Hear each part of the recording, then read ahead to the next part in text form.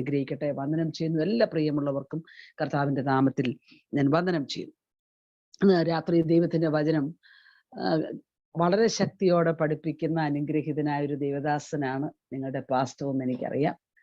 എന്നാൽ ദൈവനെ ഏൽപ്പിച്ച ഒരു സന്ദേശം ഞാൻ നിങ്ങളുമായി പങ്കുവയ്ക്കാൻ ആഗ്രഹിക്കുന്നു.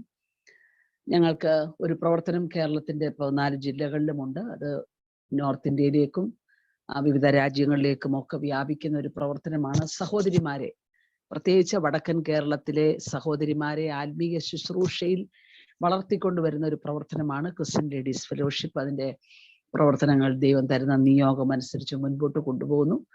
അതിലൂടെ അനേക സഹോദരിമാരെ ആത്മീയ ശുശ്രൂഷയിൽ വളർത്തിക്കൊണ്ടുവരാൻ കർത്താവ് കൃപ ചെയ്യുന്നു.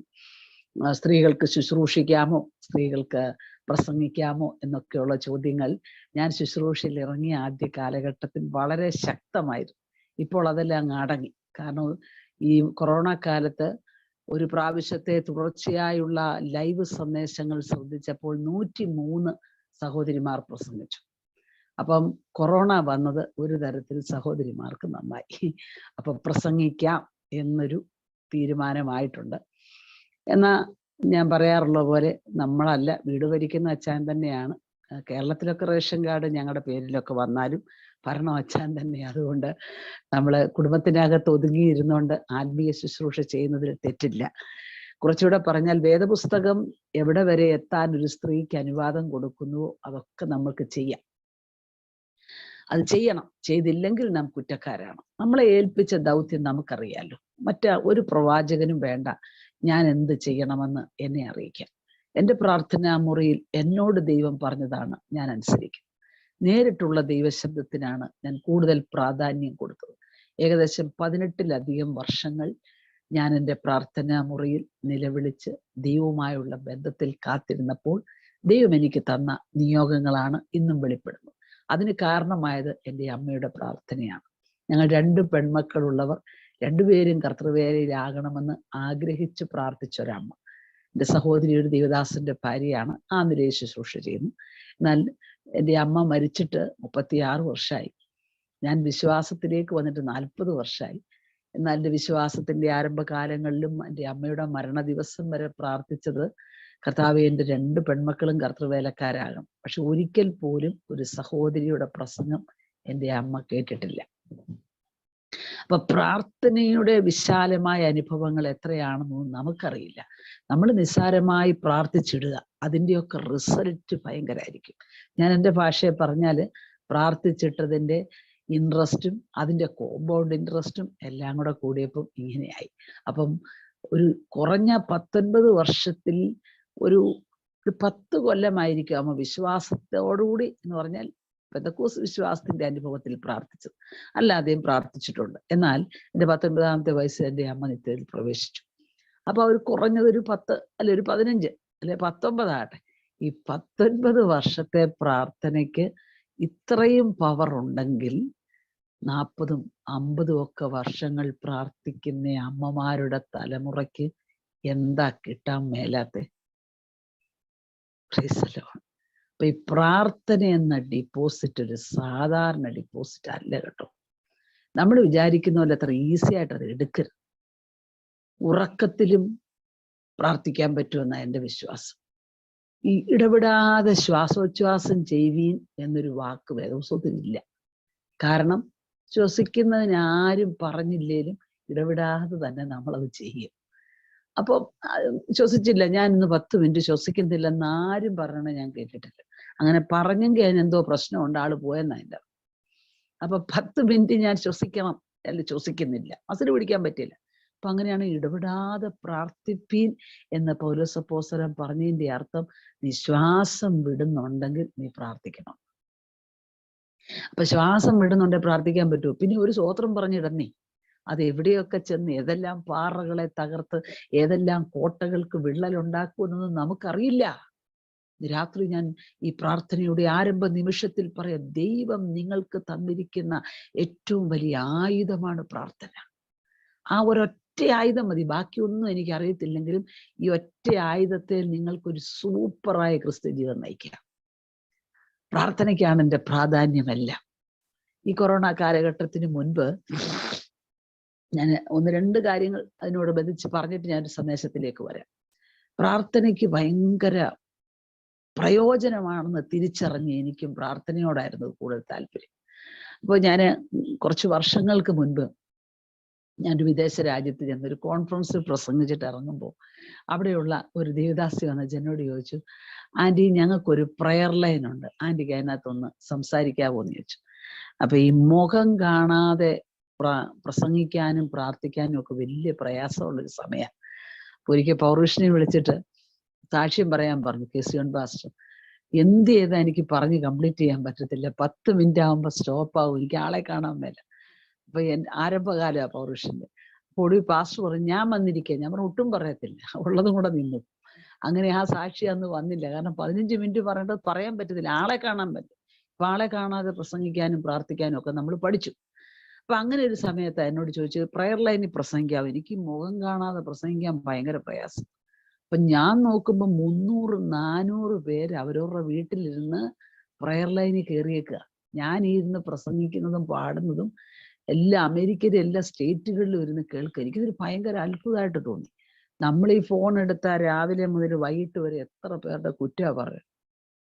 അവരുടെ കുറ്റം ഇവരുടെ കുറ്റം എല്ലാം പറഞ്ഞു തീർന്ന് പണ്ടൊക്കെയാണ് പൈസ അടച്ചടച്ച് വേണം, ഇപ്പൊ വേണ്ട ഫ്രീ കോളിങ് തന്നേക്കുക.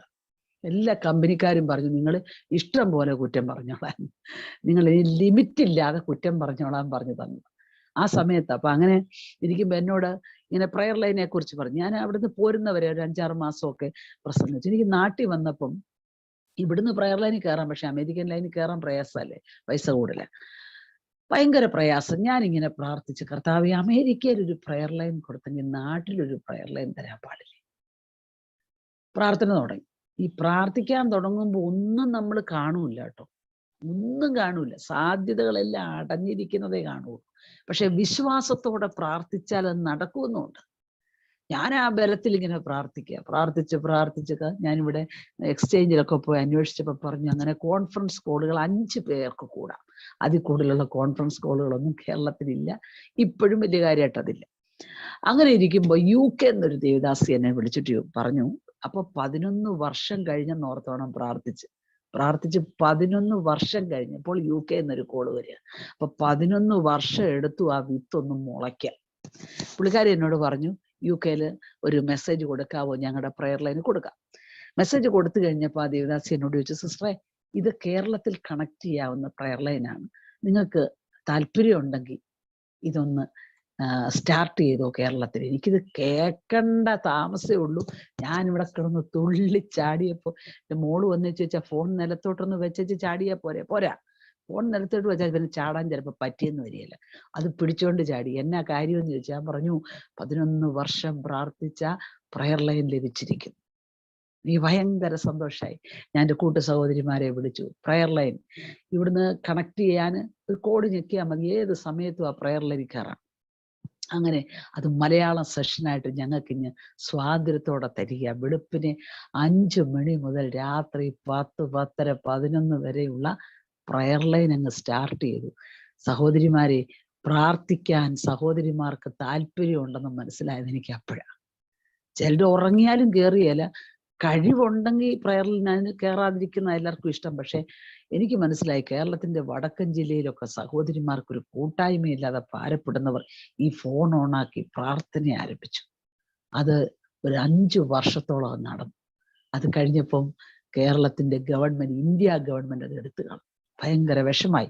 അപ്പൊ പ്രയർ ലൈൻ ഇല്ലാത്ത ഒരു 5 ദിവസം ഗ്യാപ്പ് വന്നു. എൻ്റെ നെഞ്ചു പൊട്ടിപ്പോ. സൗരിമാരനെ വിളിച്ചിട്ട് ആന്റി എന്നാ ചെയ്യണ്ടേ, കണക്ട് ചെയ്തിട്ട് ഒന്നും പറ്റുന്നില്ല. ഞാൻ പറഞ്ഞു പ്രാർത്ഥിക്ക്, ഒരു വഴി അടഞ്ഞാൽ അതിനേക്കാൾ ശ്രേഷ്ഠമായ ഒരു വഴി ഉണ്ടല്ലോ, പ്രാർത്ഥിക്കും. അങ്ങനെ പ്രാർത്ഥിച്ചപ്പോഴാണ് കൊറോണ വന്നതും ഈ സൂമും ഗൂഗിൾ മീറ്റും എല്ലാം കൂടെ കിട്ടിയത്. അപ്പൊ പിന്നെ ഒരു ഗുണം, കണ്ട് സംസാരിക്കുക. പ്രയർ ലൈനിൽ കാണാൻ പറ്റത്തില്ല. അപ്പൊ നമ്മൾ ഈ പ്രയർ ലൈൻ പോയപ്പോ പ്രാർത്ഥിക്കുന്നതന്നെ, കർത്താവേ ഞങ്ങൾക്ക് പ്രയർ ലൈൻ തിരിച്ചു തരണം. തമ്പുരാൻ പറഞ്ഞു ഒന്ന് വെയിറ്റ് ചെയ്യുമോളെ, അതിലും നല്ലതാ ഞാൻ തരാൻ പോണേ. നമ്മൾ ഈ ചിലതെ തൂങ്ങിക്കിടക്കുക, അതെനിക്ക് തിരിച്ചു തരണം. കർത്താവ് ഒന്ന് വെയിറ്റ് ചെയ്യേ, നിനക്ക് മുഖവും കൂടെ കാണാൻ പറ്റുന്ന സംവിധാനം ഞാൻ അയക്കുക. ഞാൻ നിങ്ങളോട് പറയണമൊക്കെ നിങ്ങൾക്ക് മനസ്സിലാവണമെന്നാ എൻ്റെ വിശ്വാസം. ചില കാര്യങ്ങൾ ദൈവം തടയുന്നത്, ചിലത് വേണ്ടെന്ന് വെക്കുന്നത് അതിനേക്കാൾ ശ്രേഷ്ഠമായ ചിലത് തരാനാ. ഇന്ന് രാത്രി ഈ പ്രാർത്ഥനയിൽ വന്നിരിക്കുന്ന ദൈവദാസന്മാരെ ദൈവം ചിലതൊക്കെ ബ്ലോക്ക് ചെയ്തെങ്കിൽ, ദൈവം ചിലതൊക്കെ തരാതെ വെച്ചെങ്കിൽ, അതൊക്കെ ദൈവത്തിന്റെ സെൽഫിഷ്നെസ് ആണെന്നൊക്കെ നമുക്ക് തോന്നും. പക്ഷെ അതിനേക്കാൾ ശ്രേഷ്ഠമായ മറ്റാരുടെയും ബുദ്ധിയിലെത്താത്ത ചിലത് നിങ്ങൾക്കും നിങ്ങളുടെ കുടുംബത്തിനും വേണ്ടി ദൈവം കരുതിയിട്ടുണ്ട്. അതുകൊണ്ട് ചില ബ്ലോക്കുകളെ നോക്കി നിസ്സാരമായി കണ്ട് പെറുപെറുത്ത് ദൈവത്തിനെതിരെ ഒന്നും സംസാരിക്കരുത് കേട്ടോ. അതിനേക്കാളൊക്കെ ദൈവം ചിലത് ഒരുക്കി ഇങ്ങനെ റെഡിയാക്കിക്കൊണ്ടിരിക്കുക. അപ്പൊ അതിങ്ങോട്ട് കിട്ടുമ്പോഴാണ് പ്രയർ ലൈൻ പോയതിന് നന്ദി എന്ന് പറയാം. അപ്പൊ നമുക്ക് കാണാൻ പറ്റും. നിങ്ങൾ ഏത് സ്ഥലത്താണെന്നൊന്നും എനിക്ക് എല്ലാവരെയും അറിയത്തില്ല. പക്ഷേ നമ്മളിരിക്കുന്ന വീടിനകത്തിരുന്നു കൊണ്ട് തമ്മിൽ കാണാനും ദൈവവചനം സംസാരിക്കാനും അത് കേൾക്കാനും ഒക്കെയുള്ള സംവിധാനം വന്നത് ഈ കൊറോണ കാലത്താണ്. ഇത് മറഞ്ഞു കിടന്ന് വിദേശ രാജ്യങ്ങളിലൊക്കെ മാത്രം ഉപയോഗിച്ചുകൊണ്ടിരുന്ന ഈ സാധനം നമുക്ക് കൂട്ടായ്മയ്ക്ക് ഉപയോഗിക്കാമെന്ന് കണ്ടെത്താൻ ഒരു കൊറോണ വന്നു. അപ്പൊ കൊറോണ വന്നത് നല്ലതോ ചീത്തയോ? കൊറോണ വന്നത് ഉപകാരമാണ്. ചിലതും കൂടെ നമുക്ക് മനസ്സിലാക്കാനും ചിലതും കൂടെ നമുക്ക് അടുത്തറിയാനും. അല്ലെങ്കിൽ ഞാൻ ഇവിടുന്ന് കോയമ്പത്തൂരൊക്കെ യാത്ര ചെയ്ത് ക്ഷീണിച്ച് അവശതയൊക്കെ ആയിട്ട് വേണം പ്രസംഗിക്കാൻ വരാൻ. ഇതിപ്പോ ഫ്രഷ് ആയിട്ട് എൻ്റെ വീടിനകത്ത് ഒരു മുറിയിലിരുന്നാൽ മതി നിങ്ങളോടൊക്കെ സംസാരിക്കാൻ. അപ്പൊ ദൈവം തരുന്ന ഈ അവസരങ്ങൾക്ക് അർത്ഥം ഞാൻ പറയുക, നമ്മുടെ പ്രാർത്ഥനാ ജീവിതം വർദ്ധിപ്പിക്കാം. നമ്മൾ അങ്ങനെ പ്രാർത്ഥനയിലൊന്ന് മുന്നേറിയാൽ ഇതുവരെ കാണാത്ത ദൈവത്തിന്റെ ചില നിക്ഷേപങ്ങൾ നമ്മൾ കാണും. ഞാൻ സന്ദേശത്തിലേക്ക് കടക്കുന്നതിന് മുമ്പ് പറയാം, എനിക്ക് വളരെ സന്തോഷമുള്ളൊരു കാര്യം കൂടെ നിങ്ങളോടൊന്ന് പറഞ്ഞിട്ട് ഞാൻ മെസ്സേജിലേക്ക് കയറാം. ഈ കൊറോണ കാലത്ത് ദൈവം ഒത്തിരി കാര്യങ്ങൾ പഠിപ്പിച്ചു, ഒരുപാട് കാര്യങ്ങൾ പഠിപ്പിച്ചു. ഞങ്ങളുടെ ഫെലോഷിപ്പിന്റെ പ്രവർത്തനങ്ങൾ വളരെ ശക്തമായി വടക്കൻ ജില്ലകളിലൊക്കെ പല പ്രാവശ്യം പോയിരുന്നു പ്രാർത്ഥിക്കാനൊക്കെ ദൈവം കൃപ വന്നു. അങ്ങനെ ഈ വർഷത്തിന്റെ ആരംഭത്തിൽ ദൈവം തന്ന ഒരു നിയോഗമാണ് വടക്കേ ഇന്ത്യയിലെ സംസ്ഥാനങ്ങളിൽ ആരും അറിയപ്പെടാത്ത ചില ദൈവദാസിമാരുണ്ട്. അവരെ കുറിച്ചൊന്നും അങ്ങനെ കുറച്ചു പേരൊക്കെ പ്രസിദ്ധരായവരൊക്കെ ഉണ്ട്. പക്ഷെ ആർക്കും ഒരു പ്രസിദ്ധരുമല്ലാതെ അകത്തളങ്ങളിലിരുന്ന് പ്രാർത്ഥിച്ച് അടുക്കളയിൽ അത്ഭുതം സൃഷ്ടിച്ച ദൈവദാസിമാരുണ്ട്. അവരെ ഒന്നും ആരും പുറത്തു കൊണ്ടുവരില്ല. അപ്പൊ ദൈവാത്മാവ് എനിക്ക് തന്നൊരു നിയോഗമാണ്. ഞാനൊരു ജമ്മു കാശ്മീരിന്റെ ഒരു മീറ്റിങ്ങിൽ കയറി ദൈവവചനം സംസാരിക്കാൻ ഇരുന്നപ്പോഴാണ് എനിക്ക് അതിനെക്കുറിച്ച് ദൈവാത്മാവ് എന്നോട് പറഞ്ഞത്, നീ ഇവരുടെ ചരിത്രം ഒരു പുസ്തകമാക്കണം. അത് അത്ര എളുപ്പമുള്ള കാര്യമല്ലെന്നൊക്കെ എനിക്കറിയാം. ഇപ്പൊ ഈ പുസ്തകത്തിനകത്തൊക്കെ ഒരുപാട് വർക്ക് വേണം. 6 മാസം എടുത്തു ആ ദർശനത്തിന്റെ നിവർത്തി വരാൻ. ഞാനത് നിങ്ങളെ ഒന്ന് കാണിക്കുകയാണ്. ഇതാണ് ആ പുസ്തകം, യജമാനൻ ഏൽപ്പിച്ച വേലയുമായി. ഈ ഒരു പുസ്തകത്തിനകത്ത് 67 വനിതാ മിഷണറിമാർ വടക്കേ ഇന്ത്യയിലുള്ളവരുടെ ചരിത്രമാണ്. 67 വനിതാ മിഷണറിമാർ. അവരിൽ ഒരു 5 പേര് അല്പം പ്രസിദ്ധരായവരും അറിയപ്പെടുന്നവരും ഒക്കെ. ബാക്കി ഉള്ളവരെ അധികം ആരും അറിഞ്ഞിട്ടില്ല. അവരെക്കുറിച്ചൊന്നും അധികം ആർക്കും അറിയില്ല. പക്ഷെ അവരുടെ ജീവിതത്തിലൂടെ ദൈവം നടത്തിയ വഴികൾ അത്ഭുതകരമാണ്. ഈ പുസ്തകം 6 മാസം കൊണ്ടാണ് പുറത്തു വന്നത്. 6 മാസത്തിനിടയിൽ അവരേതെല്ലാം അനുഭവത്തിലൂടെ പോയോ അതെല്ലാം ഞാൻ അനുഭവിച്ചു. നഷ്ടങ്ങൾ, കഷ്ടങ്ങൾ, പട്ടിണി, രോഗം, പ്രതിസന്ധി എല്ലാം.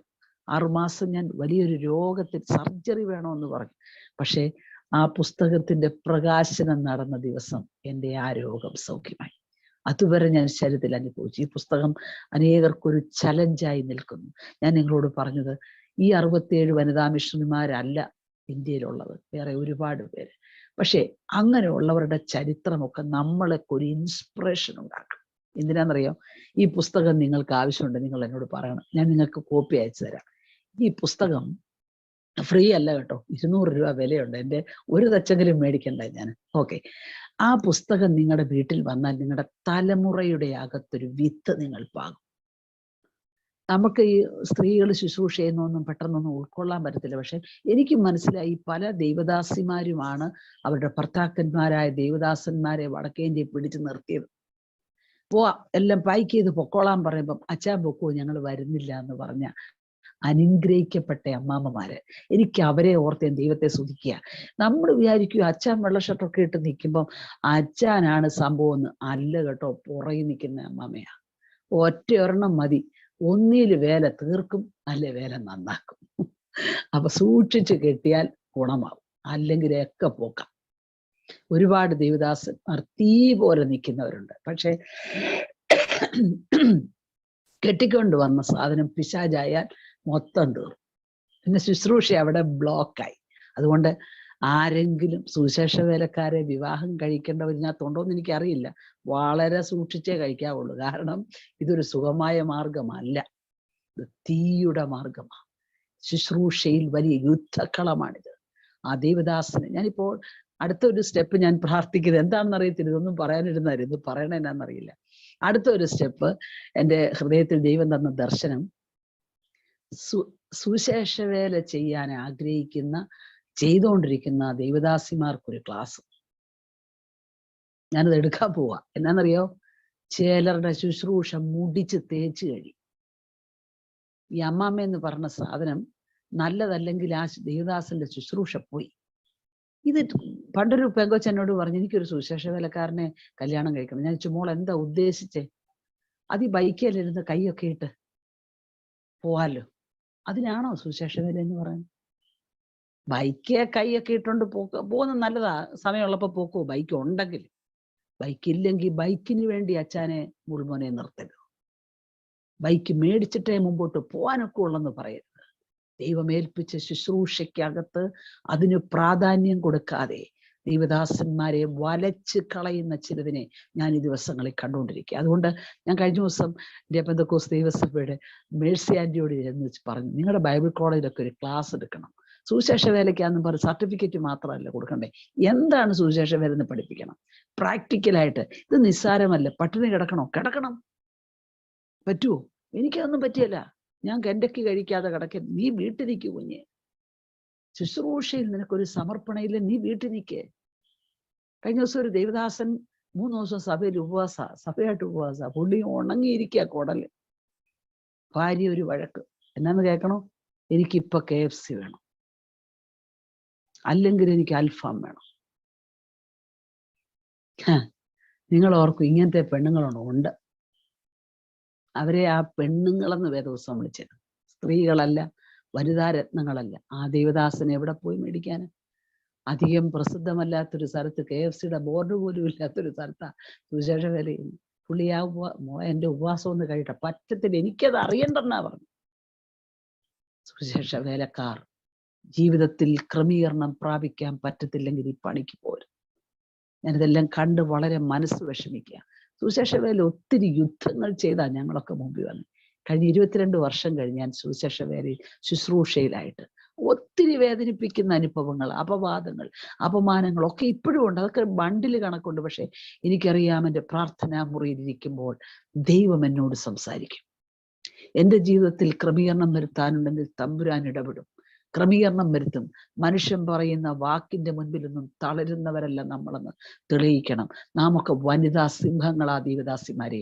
കർത്താവിന്റെ ദാസന്മാർ സിംഹങ്ങളാണ്. അവർ സിംഹക്കുട്ടികളാണ്.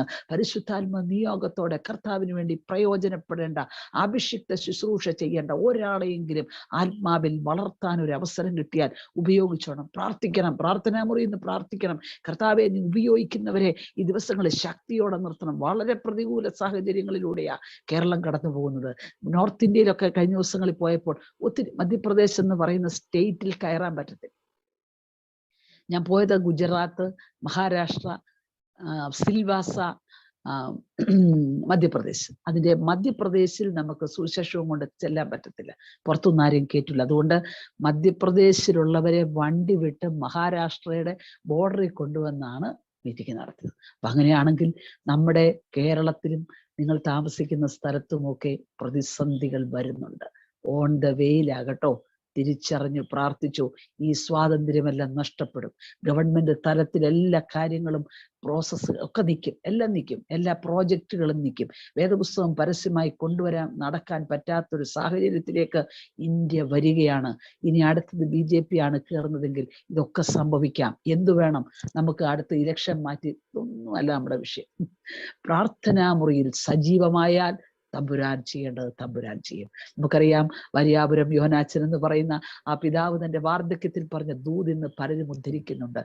വടക്കേ ഇന്ത്യയിൽ നിന്ന് ഒരു വാൾ പുറപ്പെടും, തെക്കേ ഇന്ത്യയിൽ നിന്ന് ഒരു തീ പുറപ്പെടും. വടക്കേ ഇന്ത്യയിൽ നിന്ന് വരുന്ന വാളിനെ തെക്കേ ഇന്ത്യയിൽ നിന്ന് പുറപ്പെടുന്ന തീ ദഹിപ്പിച്ച് കളയും. എന്താ? വാള് പുറപ്പെട്ടിട്ട് നാളുകളായി. കേരളത്തിൽ നിന്ന്, തെക്കൻ ഇന്ത്യയിൽ നിന്ന് ഒരു ഉണർവ് വ്യാപരിക്കട്ടെ. അത് കത്തി ജ്വലിച്ചു വരുമ്പോൾ വാളുകൾ നിർജീവമാകുന്നത് നമ്മൾ കാണും. അതുകൊണ്ട് നമുക്ക് പ്രാർത്ഥനയിൽ പോരാടുവാൻ കർത്താവ് സഹായിക്കട്ടെ. ചില ദിവസങ്ങളായി കണ്ടിന്യൂസ് യാത്രയായതുകൊണ്ട് അല്പം ചുമയായിട്ടൊക്കെ ഞാൻ ഇരിക്കുകയാണെങ്കിലും കർത്താവ് ബലപ്പെടുത്തേണ്ടതിനായി പ്രാർത്ഥിക്കാം. വളരെ വേഗത്തിൽ നമുക്കൊരു ദൈവവചനത്തിലേക്ക് വരാം. പുറപ്പാട് പുസ്തകം 2-ാം അധ്യായം 23-ാമത്തെ വാക്യം.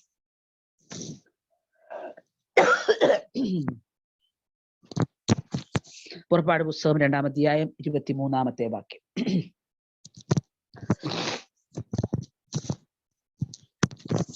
ഏറെ നാൾ കഴിഞ്ഞിട്ട് മിസ്രയീം രാജാവ് മരിച്ചു. ഇസ്രായേൽ മക്കൾ മതി.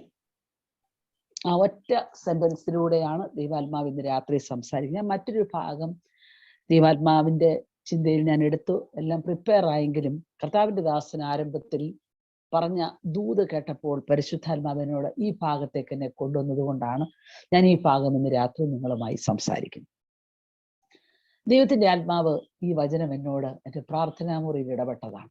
ഏറെ നാൾ കഴിഞ്ഞിട്ട് മിസ്രയീം രാജാവ് മരിച്ചു.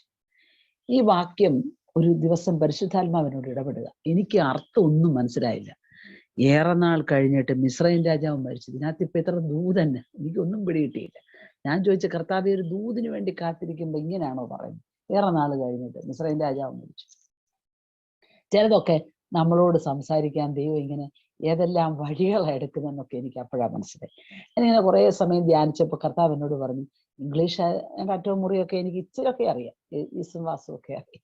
അപ്പൊ ഞാൻ ഇംഗ്ലീഷ് ബൈബിളിലൊന്ന് തപ്പി ഇതിന്റെ അർത്ഥം എന്തായിരിക്കും, എന്തെങ്കിലും ഒരു കാര്യം ഇല്ലെങ്കിൽ ഇത് വെറുതെ സംസാരിക്കത്തില്ലല്ലോ. അപ്പൊ ഞാനത് എടുത്തപ്പോൾ അവിടെ ഇങ്ങനെ എഴുതിയേക്കാണ്, and it came to pass in process of time king of Egypt die. ഇതാണ് ആ വാക്യം. And it came to pass in process of time king of Egypt died. അപ്പൊ പരിശുദ്ധാത്മാവിനോട് പറഞ്ഞു, അവിടെ ഒരു വാക്കുണ്ട്, പ്രോസസ് ഓഫ് ടൈം. അപ്പൊ ഇത് എനിക്ക് പിടികിട്ടിയില്ല. അപ്പൊ ഞാൻ പിന്നെ അതിനെക്കുറിച്ചൊക്കെ ഇങ്ങനെ ചിന്തിക്കാനും ധ്യാനിക്കാനും ഒക്കെ തുടങ്ങി. അപ്പൊ ഈ പ്രോസസ് ഓഫ് ടൈം എന്നാണെന്ന് കർത്താവിനെ പഠിപ്പിച്ചു. അതാണ് ഞാൻ നിങ്ങളോട് പങ്കുവയ്ക്കുന്നത്. അതിങ്ങനെയാണ്, period during which one or more inputs are transformed into a finished product by a manufacturing procedure. അതിൻ്റെ അർത്ഥം, ഒരു പ്രത്യേക മാനുഫാക്ചറിങ് പ്രൊസീജിയർ അനുസരിച്ച് ഒന്നോ രണ്ടോ ഇൻപുട്ട് ഒരു മറ്റൊരു സാധനമായി ട്രാൻസ്ഫോം ചെയ്യുന്ന ടൈമാണ്, അതിനെടുക്കുന്ന സമയമാണ് പ്രോസസ് ഓഫ് ടൈം. ഞാനത് നിങ്ങൾക്ക് മനസ്സിലാകുന്ന ഒരു ഭാഷയിൽ പറഞ്ഞു. ഞാൻ വളരെ ശാന്തമായിട്ടാണ് സംസാരിക്കുന്നത്. ഒത്തിരി ശബ്ദം എടുത്താൽ ചുമയ്ക്കും, ഉള്ളത് പോവും. അതുകൊണ്ട് ഞാനിങ്ങനെ ശാന്തമായി നിൽക്കുക. പക്ഷെ നിങ്ങളുടെ അകത്ത് ഇത് കയറും. ഞാനിവിടെ അടുത്ത് ഞാൻ വിവാഹം ചെയ്തുകൊണ്ട് വന്ന സ്ഥലം തലയോലപ്പറമ്പ് എന്ന് പറയും. ഈ വൈക്കത്തിൻ്റെയും ഒക്കെ അടുത്ത് എറണാകുളത്തിൻ്റെയും കോട്ടയത്തിൻ്റെയും ഇടയ്ക്കുള്ളൊരു സ്ഥലമായിരുന്നു. അപ്പൊ നിങ്ങൾ അറിയാവുന്ന ഒരു കാട്. ഇതിനടുത്തൊരു കമ്പനിയുണ്ട്. അത് ഹിന്ദുസ്ഥാൻ ന്യൂസ് പ്രിന്റ് എന്നാണ് ആ കമ്പനിയുടെ പേര്. നമ്മൾ ഈ രാവിലെ വായിക്കുന്ന മനോരമ, മാതൃഭൂമിയുടെ ഒക്കെ പത്രം, ആ പേപ്പർ അടിക്കുന്ന കമ്പനിയായത്. അതിലാണ് എഴുത്തുകൾ വന്നിട്ട് മനോരമയാണോ മാതൃഭൂമിയാണോ തിരിച്ചറിയുന്നത്. പക്ഷെ ആ ന്യൂസ് അടിക്കാനുള്ള പേപ്പർ ഉണ്ടാക്കുന്ന ഇന്ത്യയിലെ ഒന്നാമത്തെയും ഏഷ്യയിലെ രണ്ടാമത്തെയുമായ കമ്പനി ഇവിടെ അടുത്താണ്. പിറവൻ റോഡിലാണത്. പിറവൻ റോഡ്, നിങ്ങൾ ട്രെയിനിൽ യാത്ര ചെയ്യുമ്പോൾ അറിയും. അപ്പൊ ആ കമ്പനിയിലാണ് ഞാനൊരു 3 വർഷം വർക്ക് ചെയ്തത്. അപ്പം അവിടെ യൂക്കാലിയും ഈറ്റയും മുളയും ഒക്കെ കാട്ടിന്ന് കൊണ്ടുവരും, വെട്ടിക്കൊണ്ടുവരും. എന്നിട്ട് വലിയ ക്രെയിനിൽ ഈ സാധനം ഇങ്ങനെ കൊണ്ടുവന്ന് ഈ മിഷനിലോട്ടിടും. ആ മിഷനകത്ത് അങ്ങിടുമ്പോൾ വലിയ ഈറ്റയും യൂക്കാലിയും ഒക്കെ ഇങ്ങനെ കയറിപ്പോകുന്നത് നമുക്ക് കാണാം.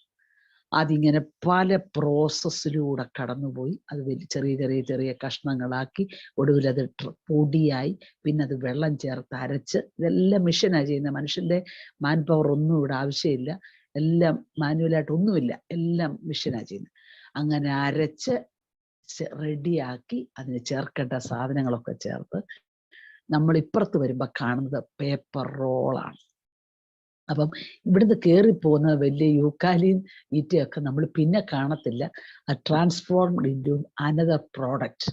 മനോഹരമായ പ്രോഡക്റ്റായിട്ടാണ് വരുന്നത്. പേപ്പർ റോളുകളാണ്. അത് വലിയ ലോറി കയറ്റി മനോരമക്കാർ കൊണ്ടുപോയി അത് പ്രിന്റ് ചെയ്താൽ വിടുന്നത്. അപ്പം എന്നെ ദൈവം മനസ്സിലാക്കിയത് പെട്ടെന്ന് അതാണ്. യൂക്കാലി ഈറ്റയൊക്കെ ഒരു ഇൻപുട്ടായിട്ട് അങ്ങോട്ട് കൊടുത്താൽ അത് ഒരു ടൈം എടുത്ത് അത് പ്രോസസ് ചെയ്ത് പേപ്പർ റോളായിട്ട് വരും. ഇതാണ് പ്രോസസ് ഓഫ് ടൈം. ഇനി നമുക്ക് അതൂതിലേക്ക് വരാം. കഴിഞ്ഞ നാളുകളിൽ നാം എന്തായിരുന്നു എന്ന് നമുക്കറിയാം. അതിനെ ദൈവത്തിന്റെ മാനുഫാക്ചറിങ് പ്രോസസ് അനുസരിച്ച് മറ്റൊന്നാക്കി മാറ്റാൻ ദൈവം എടുത്ത ടൈമാണ് പ്രോസസ് ഓഫ് ടൈം. നമ്മൾ ജീവിച്ച സമുദായത്തിലോ ചുറ്റുപാടുകളിലോ എവിടെയും ആയിക്കൊള്ളട്ടെ, അവിടെ നിന്നാൽ നമ്മെ ദൈവത്തിന് പ്രയോജനപ്പെടുത്താൻ പറ്റില്ല. അതിനെ ഇന്നത്തെ അനുഭവത്തിലേക്ക് കൊണ്ടുവരാൻ ദൈവം എടുത്തൊരു സമയമുണ്ട്. ആ ടൈമിന്റെ പേരാണ് പ്രോസസ് ഓഫ് ടൈം. എല്ലാവർക്കും ഇഷ്ടം സുഖകരമായ ഒരു കംഫർട്ട് സോണാണ്. ആർക്കും ഈ പ്രോസസ് ഇഷ്ടമല്ല. ഈ കഴുകന്റെ കൂടിനകത്തിരിക്കുന്ന കുഞ്ഞുങ്ങളോട് ചോദിച്ചാൽ ഏതാ സുഖം? പഞ്ഞിയൊക്കെ വെച്ച് നല്ല സോഫ്റ്റ് ആയിട്ടിരിക്കുന്ന കൂടിനകത്ത് എത്ര നാള് വേണേലും ഞങ്ങൾ ഇരുന്നോളാം, അമ്മയൊന്നും മെനക്കെട്ടിച്ചിരി തീറ്റ കൊണ്ട് തന്നാൽ മതി. അവർക്കതാ സുഖം. പക്ഷേ ഈ അമ്മ കഴുകന്റെ അകത്തൊരു ചിന്തയുണ്ട്, ഞാൻ പറന്നതിനേക്കാൾ ഉയരത്തിൽ ഈ കൂടിനകത്തിരിക്കുന്നവർ പറക്കണം. അതുകൊണ്ട് നിന്റെ ഈ താൽക്കാലിക സുഖം, കംഫർട്ട് സോൺ ഒന്ന് പൊളിക്കാന് പഞ്ഞിയൊക്കെ അങ്ങ് മാറ്റി. അപ്പൊ ഈ കമ്പയിലോട്ടൊക്കെ ഈ ശരീരം കൊള്ളുമ്പോൾ അല്പ അസ്വസ്ഥതയൊക്കെ ആദ്യത്തെ ഒരു ദിവസം തോന്നി, പിന്നെ അതും ഒരു സുഖമായി. അപ്പോൾ കഴുകന് മനസ്സിലായി ഇതങ്ങനൊന്നും പോകുന്ന പരിപാടിയല്ല, ഇവരിതിനകത്ത് ജീവിതകാലം മുഴുവനിക്കും, കൂടെ അങ്ങ് ഇളക്കിയേക്കാം. രാത്രി ഞാൻ ദൈവത്തിന്റെ ആത്മാവിൽ പറയാം, ദൈവം ചില കൂടുകൾ ഇളക്കിയത് നിന്നെ പറക്ക പഠിപ്പിക്കാന്. ഈ പ്രോസസ് ഓഫ് ടൈം നീ അല്പം വേദനാജനകമായ അനുഭവങ്ങളിലൂടെ കടന്നു പോയെങ്കിലും ദൈവവൈതലി നീ ആ പ്രോസസ്സ് കഴിഞ്ഞ് പുറത്തു വരുമ്പോൾ ഏറ്റവും ശ്രേഷ്ഠമായ ഒരു പ്രോഡക്റ്റായി മാറുക. ഇന്ന് രാത്രി ഞാൻ പറയാം, ആ പേപ്പർ റോളിനകത്ത് എഴുതി വെച്ച അക്ഷരങ്ങൾ വായിക്കാൻ പ്രഭാതത്തിൽ 100 കണക്കിന് ആളുകൾ വെയിറ്റ് ചെയ്യുന്നത് നിങ്ങൾക്ക് കാണാൻ പറ്റും. മനോരമയുടെ പത്രം വരുന്നത് നോക്കി ആൾക്കാർ വെയിറ്റ് ചെയ്യുക, എന്താ ഇന്നത്തെ വാർത്ത. അങ്ങനെയാണെങ്കിൽ പ്രോസസ്സിലൂടെ പുറത്തു വന്നവരിൽ നിന്ന് ഒരു വാർത്ത ലോകം വെയിറ്റ് ചെയ്യുന്നു. ആത്മീയഗോളം ഒരു വാർത്ത നിന്നിൽ നിന്ന് പ്രതീക്ഷിക്കുന്നു. ആത്മീയഗോളം നിന്നെ കണ്ട് ചില ദർശനങ്ങൾ മാറ്റാൻ ആഗ്രഹിക്കുന്നു. പരിശുദ്ധാത്മാവിന്റെ നിയോഗമാണ് നിങ്ങളെന്നുള്ള തിരിച്ചറിവ് നിങ്ങളുടെ വാർത്തയിലൂടെ പുറത്തു വരണം. അതുകൊണ്ട് നിങ്ങൾ കടന്നുപോയ പ്രോസസ് അല്ല വലുത്, അതിനകത്ത് അനുഭവിച്ച വേദനയല്ല വലുത്, അതിൽ പ്രിന്റ് ചെയ്യപ്പെട്ടതാ വലുത്. Praise God. ഇന്ന് രാത്രി ജീവിതത്തിന്റെ വിവിധ ഘട്ടങ്ങളിൽ ഇഷ്ടമില്ലാത്ത പ്രോസസ്സുകളിലൂടെ എനിക്ക് മതി കർത്താവേ, എനിക്കിതിനകത്ത് നിൽക്കാൻ പറ്റില്ല, ഇനി മുൻപോട്ട് പോകാൻ ഞാൻ ആഗ്രഹിക്കുന്നില്ലെന്നൊക്കെ പറഞ്ഞ വേളകളിൽ തമ്പുരാൻ തലോടി ആശ്വസിപ്പിച്ച് ആ പ്രോസസ്സ് കംപ്ലീറ്റ് ചെയ്യിച്ചത് കൊണ്ടല്ലേ ഇന്ന് മാന്യതയോടെ സുവിശേഷവുമായി നിൽക്കുന്നത്. ആ പ്രോസസ്സിൽ ആരെ എപ്പോൾ എങ്ങനെ ഉപയോഗിക്കണമെന്ന് തീരുമാനിക്കുന്ന സ്വർഗമാണ്. ഭർത്താവിനെ, ഭാര്യയെ, അമ്മായിയമ്മയെ, മരുമകളെ ഒക്കെ ആ പ്രോസസ്സിൽ ഉപയോഗിക്കുമെന്നേ. നമുക്ക് ഇഷ്ടമില്ലാത്തവരെയൊന്നും നമുക്ക് ഉപയോഗിക്കുന്നത് ഇഷ്ടമല്ല, പക്ഷെ നമുക്ക് ഇഷ്ടമാണോ ഇല്ലയോ എന്നുള്ളതല്ല, പ്രോസസ്സ് കംപ്ലീറ്റ് ചെയ്യണോ എന്നുള്ള ആവശ്യം. പരിശുദ്ധാത്മാവ് ചോദിക്കുന്നു, ഞാൻ നിന്നെ പണിയാൻ, ഞാൻ നിന്നെ മറ്റൊന്നാക്കി മാറ്റാൻ എൻ്റെ പ്രോസസ്സിനകത്ത് നിനക്കൊന്ന് നിൽക്കാമോ? നിന്റെ ഇഷ്ടങ്ങൾ പലതും മാറ്റേണ്ടി വരും. നിന്റെ സ്വാദുള്ളത് എനിക്ക് സ്വാദല്ല, നിനക്ക് ശ്രേഷ്ഠമെന്ന് തോന്നുന്നത് എനിക്ക് അറപ്പാണ്. എനിക്ക് ഏറ്റവും പ്രയോറിറ്റി ആയിട്ടുള്ളത് നിനക്ക് പ്രയോറിറ്റി ആയിട്ട് വരണം. അതുവരെ പ്രോസസ് കണ്ടിന്യൂ. ഇന്ന് രാത്രി കർത്താവിനോട് പറ, കർത്താവേ എന്നെ ഒന്നുകൂടെ പണിയണം. ഈ റബ്ബർ ഷീറ്റ് അടിക്കുന്ന മിഷൻ നിങ്ങൾ കണ്ടിട്ടുണ്ടായിരിക്കും. റബ്ബർ ഷീറ്റ് ഉറയൊഴിച്ച് ആസിഡൊക്കെ ചേർന്ന് നല്ല കട്ടിയായിട്ട് കൊണ്ടുവരുമ്പോൾ ഇങ്ങനെ ഞെക്കിയിട്ട് ആ മിഷനോട്ട് എടുത്ത് വെക്കും. എന്നിട്ട് അതിങ്ങനെ കറക്കുമ്പോൾ ഷീറ്റ് പതിയെ പുറത്ത് വരും. വലിയ കുഴപ്പമൊന്നുമില്ലെന്നേ. രണ്ടാമത് ആ പിരി ഒന്നുകൂടെ ടൈറ്റ് ചെയ്തിട്ട് ഒന്നുകൂടെ കയറ്റി വിടും. ഒരല്പം പ്രയാസമൊക്കെ ഉണ്ട്, സാരമില്ല, വിലയില്ല. പക്ഷെ മൂന്നാമത് ഇതങ്ങ് ശരിക്ക് ടൈറ്റ് ആക്കിയിട്ട് ആ ഷീറ്റ് അങ്ങ് കയറ്റി വിടുമ്പോൾ അതേ ആ മിഷ്യന്റെ അച്ചു പതിയും. അതിലൊരു അച്ചു പതിയും. അതിനാണ് ഏറ്റവും വില കൂടിയ ഷീറ്റായിട്ട് വരുന്നത്. പ്രസ് ചെയ്യുമ്പോൾ അതിനകത്തുള്ള വെള്ളം മുഴുവൻ പോയി. അത് ഒത്തിരി പ്രഷർ അനുഭവിച്ചു. അത് പുറത്തു വരുമ്പോൾ തമ്പുരാന്റെ അച്ചു പതിയുന്നത് പോലെ ചില പ്രോസസ്സുകൾക്കകത്ത് തമ്പുരാന്റെ സീല് നിന്റെ മേൽ പതിക്കാൻ ഉടമന ഹദ്ദരാധക ശമ്പൽ ക്രൗഡമന ഘടക ശബ്ദ. മറ്റാർക്കും മനസ്സിലാകാത്ത വേദനയേറിയ അനുഭവങ്ങളിൽ രാത്രിയുടെ യാമങ്ങളിൽ നിലവിളിക്കുന്ന ദൈവവൈദ്യരെ, നിന്നെ കടത്തിവിടുന്ന പ്രോസസ്സിന്റെ അർത്ഥം നിനക്കല്ലാതെ നിന്റെ കൂടെ വിശ്രമിക്കുന്ന ഭർത്താവിനോ ഭാര്യയ്ക്കോ പോലും മനസ്സിലാകില്ല കേട്ടോ. പക്ഷേ ആ പ്രോസസ്സിലൂടെ നീ മറ്റൊന്നായി വരികയാ. ദൈവത്തിന് പ്രയോജനമുള്ള ഒരുവനെ പുറത്തു കൊണ്ടുവരാൻ ദൈവം കടത്തിവിടുന്ന ആ പ്രോസസ് ഉണ്ടല്ലോ, ആ ടൈം ഒന്ന് തീരാൻ ദൈവം വെയിറ്റ് ചെയ്യുക. ആ പ്രോസസ്സിലാ ചേഞ്ച് എല്ലാം വരുന്നത്. പർവ്വതത്തിന്റെ മുകളിലിരിക്കുന്ന കല്ലുകൾ ഒഴുകി പല ഒഴുക്കിനകത്ത് പെട്ട് അതിൻ്റെ കൂർത്തുമൂർത്ത ആ ഭാഗങ്ങളൊക്കെ അങ്ങോട്ട് മിനുസമായി ആ തോടിനകത്ത് വരുമ്പോഴാ ദാവീദിന്റെ കയ്യിലേക്ക് അത് ചെല്ലുന്നു. ഞാൻ പർവ്വതത്തിന്റെ മുകളിൽ തന്നെ ഇരിക്കുകയുള്ളു എന്ന് തീരുമാനിച്ചാൽ ഒരിക്കലും ദാവീദിന്റെ കയ്യിൽ നീ എത്തത്തില്ല. നിന്നേക്കാൾ പ്രയോജനപ്പെടേണ്ട പലതും പർവ്വതത്തിന്റെ മുകളിൽ ഇരിപ്പുണ്ട്. പ്രോസസ്സിന് വിധേയപ്പെടാഞ്ഞതുകൊണ്ട്, കൂർത്തുമൂർത്ത സ്വഭാവങ്ങൾ മാറാതിരിക്കുന്നത് കൊണ്ട് ഇന്നും അതവിടെ നിൽക്കുക. പക്ഷെ നീ ഒഴുകിയത് മറ്റുള്ളവർ കണ്ടു പലതും പറഞ്ഞില്ലേ, നിനക്ക് മാത്രം എന്നാ ഇത്ര ഒഴുക്ക്, നിന്റെ കൂടെ ഞങ്ങളും കൈയടിക്കുന്നുണ്ട്, പാട്ട് പാടുന്നുണ്ട്, ഉപവാസം പ്രാർത്ഥനയ്ക്ക് വരുന്നുണ്ട്, സഭായോഗത്തിൽ ഞങ്ങളാണ് മുമ്പിരിക്കുന്നത്, പക്ഷെ ഞങ്ങൾക്കില്ലാത്തത് എന്താ നിനക്ക്? ദൈവദാസനെ വിഷമിക്കേണ്ട. നിങ്ങളുടെ പ്രോസസ് ടൈമിൽ പലതും പറഞ്ഞാലും അഭിഷേകമുള്ളവന്റെ കവിണയിൽ കയറാൻ നിന്നെ ദൈവം ഈ ഒഴുക്കിലൂടെ വിടുകയാ. ഈ പ്രോസസ് ഓഫ് ടൈം നീ വലുതായിട്ട് കാണണം.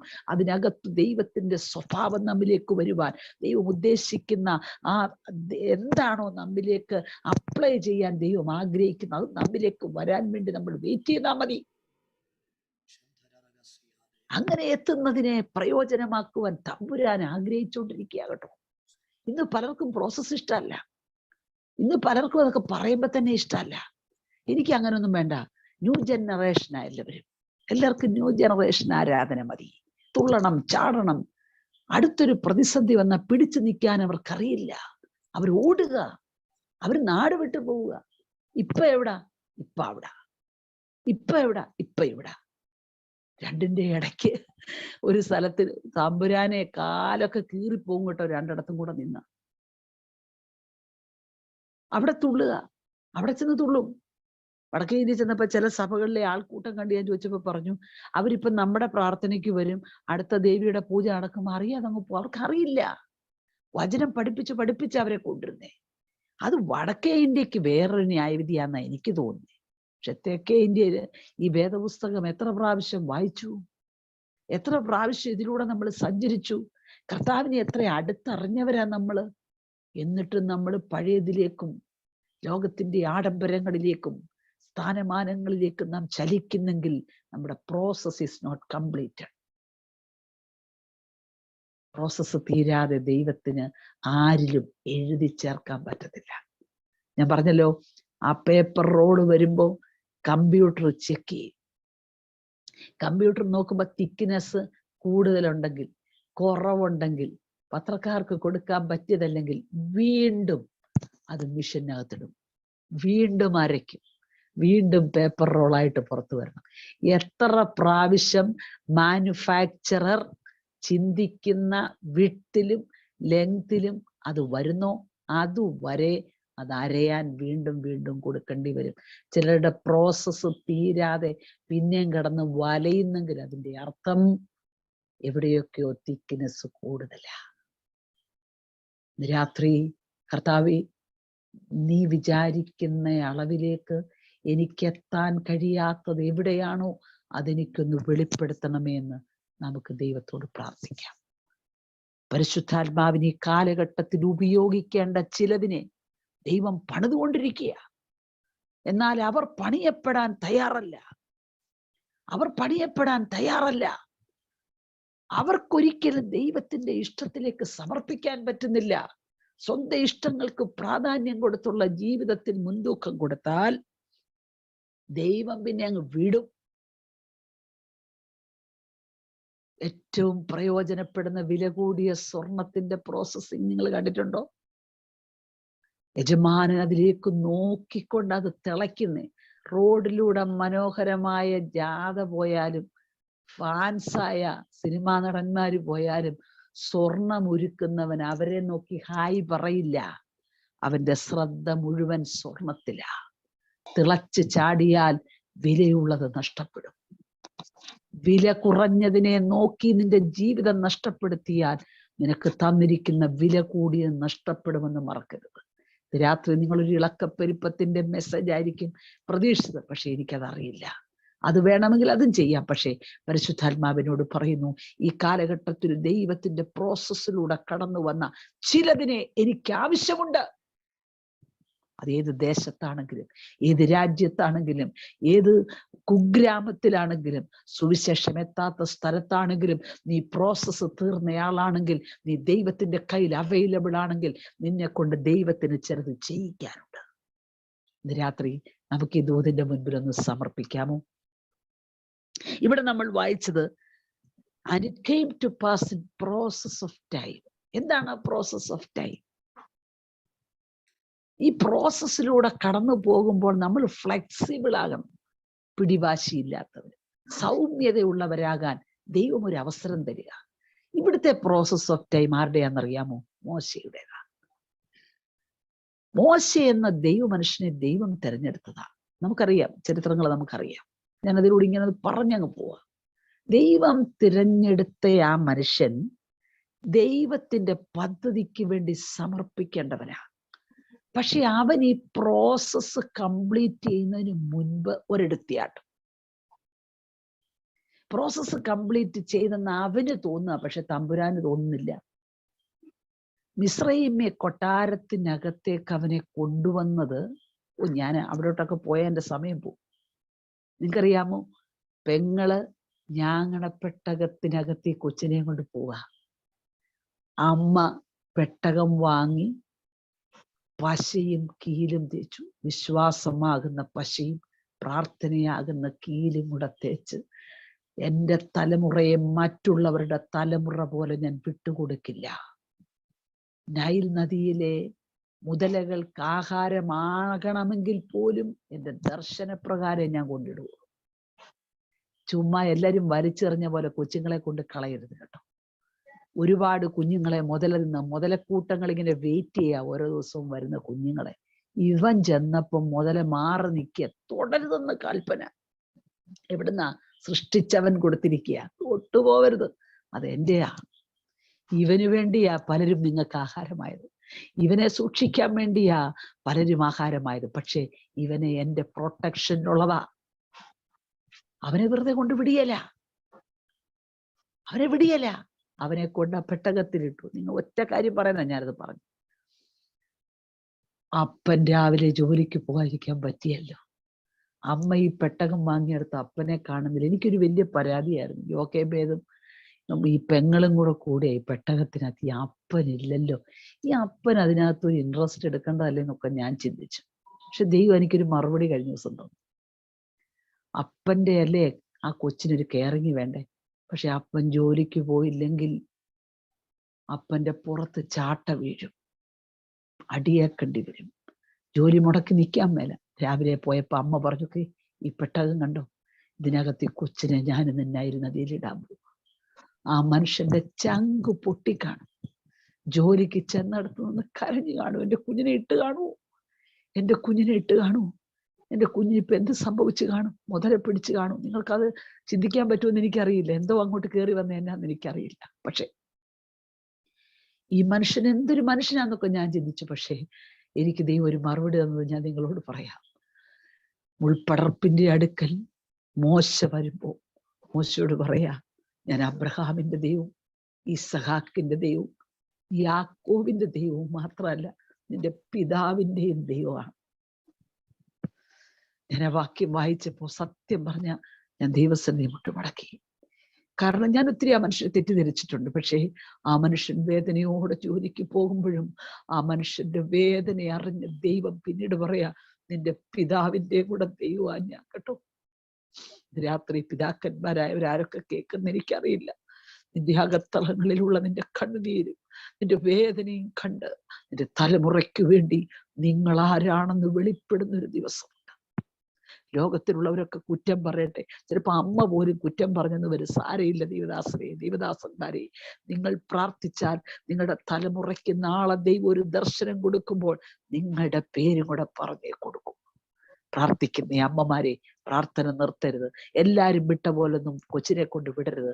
അമ്മമാർക്കുള്ള ഡ്യൂട്ടി മറക്കരുത്.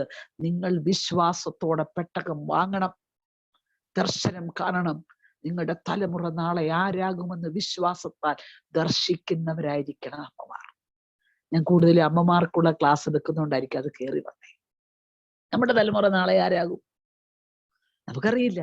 പക്ഷെ നമ്മുടെ തലമുറയെ ദൈവം ആരാക്കാനാന്നും അറിയില്ല. ഒരു കുട്ടിയെ സ്കൂളിൽ കൊണ്ട് ചേർത്തവൻ വിക്കനായിരുന്നു, അമേരിക്കയിൽ ഒരു കൊച്ചിനെ. സ്കൂളിലെ ടീച്ചേഴ്സ് എല്ലാം കളിയാക്കി, വേണ്ട ഇവനെ ഞങ്ങൾക്ക് പഠിപ്പിക്കാൻ പറ്റത്തില്ല, ഇവനെ പഠിപ്പിക്കാൻ പറ്റത്തില്ല. നിർബന്ധം അമ്മയെ വിളിച്ചു വരുത്തി പറഞ്ഞു വിട്ടു, വേണ്ട ഞങ്ങൾക്ക് പറ്റത്തില്ല ഈ കൊച്ചിനെ പഠിപ്പിക്കാൻ. ചുമ്മാ വിക്കനായവൻ പറഞ്ഞാലും തിരിയത്തില്ല, ഞങ്ങൾ പറഞ്ഞ അവനും മനസ്സിലാക്കി കൊണ്ടുപോകണം. ആ അമ്മ അവന്റെ കയ്യിലോട്ട് പിടിച്ചേച്ച് പറഞ്ഞു, മോനെ നീ നാളെ ആരാകുമെന്ന് എനിക്കറിയാം. അധ്യാപകരെ നോക്കിയിട്ട് പറഞ്ഞു, 10,000 സുവിശേഷം പ്രസംഗിക്കുന്ന ഒരു സുവിശേഷകനാകുക. അമ്മയുടെ ദർശനമായിരുന്നു. ആ കൊച്ചിന്റെ കയ്യെ പിടിച്ചോണ്ട് വീട്ടിൽ കൊണ്ടുപോയി പ്രാർത്ഥിച്ചോണ്ട് പഠിപ്പിച്ചു. നിങ്ങൾക്കറിയാമോ, അമേരിക്കയിലെ ഏറ്റവും വലിയ യൂണിവേഴ്സിറ്റി ഓറൽ റോബർട്ട് യൂണിവേഴ്സിറ്റിയാണ്. ആ സ്ഥാപനത്തിന്റെ സ്ഥാപകനായ ഓറൽ റോബർട്ട്സ് ആയിരുന്നു ആ കുഞ്ഞ്. ആരോ അൺമ്യൂട്ട് ചെയ്തിട്ടുണ്ട്, ദയവായിട്ടൊന്ന് മ്യൂട്ട് ചെയ്യണേ. ഓക്കെ. അപ്പം ദൈവത്തിനൊരുവനെ പ്രയോജനപ്പെടുത്താൻ ഒരു ക്വാളിഫിക്കേഷനും വേണ്ട, 10 ലക്ഷം രൂപയുടെ ബാങ്ക് ഡിപ്പോസിറ്റും വേണ്ട. അമ്മേ, നിങ്ങളുടെ വിശ്വാസവും ദർശനവും കണ്ണുനീരും മതി. എന്നെ അതാ പഠിപ്പിച്ചേ. നമുക്കുള്ള ഈ ബാങ്ക് ഡിപ്പോസിറ്റ് ആണ് നമ്മുടെ സകല പ്രശ്നങ്ങൾക്കും കാരണം. അതുണ്ടല്ലോ, അത് തീരുകയും ചെയ്യും, പിള്ളേരൊട്ടും നന്നാവൂല്ല. അതിനേക്കാൾ നല്ലത് പ്രാർത്ഥനാ മുറിയിൽ ആലസ്യത കൂടാതെ പ്രാർത്ഥിക്കാൻ തയ്യാറായാൽ നിങ്ങൾ ദർശനം കാണുന്ന സ്ഥലത്ത് നിങ്ങളുടെ തലമുറ എത്തും. ഞാൻ വിശ്വാസത്തോടെ പറയുന്നു. ഒരു വേള അവർ വഴിവിട്ട് സഞ്ചരിച്ചെന്നൊന്നും തോന്നിയാലും നിങ്ങൾ അവരെ വിടണ്ട, നിങ്ങൾ പ്രാർത്ഥിച്ചാൽ മതി. അവരെ മടക്കിക്കൊണ്ടുവരാൻ ദൈവത്തിന്റെ കയ്യിൽ പദ്ധതി ഉണ്ടെന്നേ. വിശ്വാസത്തോടെ പ്രാർത്ഥിക്കണം. ഞാൻ പറഞ്ഞു വന്നത്, ഈ പെങ്ങൾ ഈ പട്ടകമായിട്ട് ഇങ്ങനെ പോയി നിൽക്കുക. എന്തിനാ? നൈൽ നദിയിലോട്ട് അങ്ങ് ഒഴുക്കി വിട്ടേച്ച് എന്ത് സംഭവിക്കുമെന്ന് കാണാൻ. സെക്കൻഡുകൾക്കുള്ളിൽ ദൈവത്തിന്റെ പദ്ധതി അവിടെ വെളിപ്പെട്ടു. അകത്ത് കുളിക്കേണ്ടവൾ നൈൽ നദിയിൽ കുളിക്കാൻ വന്നു. ചൂടുവെള്ളം വേണോ, പച്ചവെള്ളം വേണോ, ബാത്ത് ടബ് വേണോ, ഷവർ വേണോ, എന്ത് ഇഷ്ടാനുസരണം ഉപയോഗിക്കാനുള്ളവൾ എന്തിനാന്നേ ഈ നൈൽ നദിയിലോട്ട് വരുന്നേ? അവള് കുളിക്കാൻ കയറിയപ്പോഴായിരിക്കും പറയാം, ഇറങ്ങടി, പുറത്തേക്ക് ഇറങ്ങാൻ പറഞ്ഞു. രാജകുമാരി ഒന്നും ദൈവത്തിന് വിഷയമല്ല, എൻ്റെ കൊച്ചിനെ അവിടെ കൊണ്ടിട്ടിട്ടുണ്ട്, നീ വേഗം ചെല്ലാൻ പറഞ്ഞു. നിങ്ങൾക്കറിയാമോ, മരണ വീട്ടിൽ നിന്ന് ഒരു കുഞ്ഞിനെ കൊണ്ടുപോകുന്നത് പോലെ ആ മിരിയാം കൊണ്ടുപോയതാ. സെക്കൻഡുകൾക്കകം ആ മരണത്തിന്റെ പാത രാജപാതയായി മാറി. മരണത്തിന്റെ പാതയെ രാജപാതയാക്കി. പിന്നെ അവിടുത്തെ ആ വഴി പെട്ടെന്ന് റെഡിയായത്.